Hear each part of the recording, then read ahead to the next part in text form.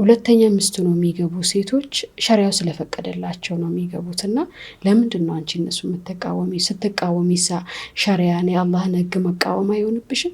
የመጀመሪያ ሚስቱ ስትሰደብ የመጀመሪያ ሚስቱ ዲስሪስፔክት ስትደረግ ዝም ብሎ የሚያይ ወንድ ለኔ ወንድ አይደለም። ምክንያቱም የልጆቹ እናት ትሆናለች።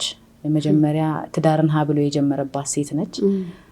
ሁለተኛ ሚስቱ ቀና ብላ እንድታያትም ማድረግ የለበትም። በጣም የምንወዳት ብርቅዬ ትምህርት ቤታችን አወላያ ትምህርት ቤት ነው የተማርሽው።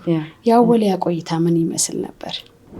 መማር ጥሩ ነው ቢማሩ ፋይናንሻል ስቴቢሊቲያቸውን ራሳቸው ለመስራት ቢሞክሩ ሰው ላይ ጥገኛ ለመሆን ከማሰብ ራሴ ተምሬ ይሄን ሰርቼ ይሄን አግኝቼ ኮንፊደንስ ያላት ገርል ለመሆን መሞከር። እንግዲህ ሁስኒያ በጣም በሚያሳዝን ሁኔታ አንድ ቪዲዮ አጋርተሽ ነበር በሶሻል ሚዲያሽ ላይ ከልጆችሽ ጋር ምንድነው ያጋጠመሽ?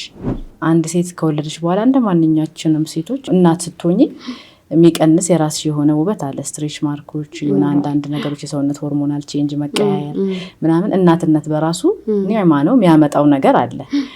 ያቺ ሴትም ደግሞ ዛሬ ላይ ተውባ ቆንጆ ሆና የምትታየዋ ሴት ውጪ ላይ ነገ ስትገባ እና ስትሆን ከመጀመሪያው ሚስት ጋር ተመሳሳይ ነገር ነው።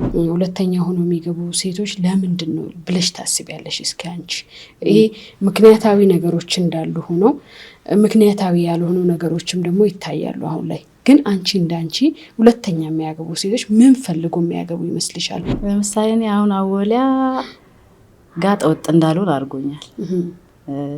ውስጤ የፈለገ ቢሆን አያፈነግጥም። ውስጤ ላይ አላህን መፍራት የሚለው ነገር እንዲኖር አድርጎኛል።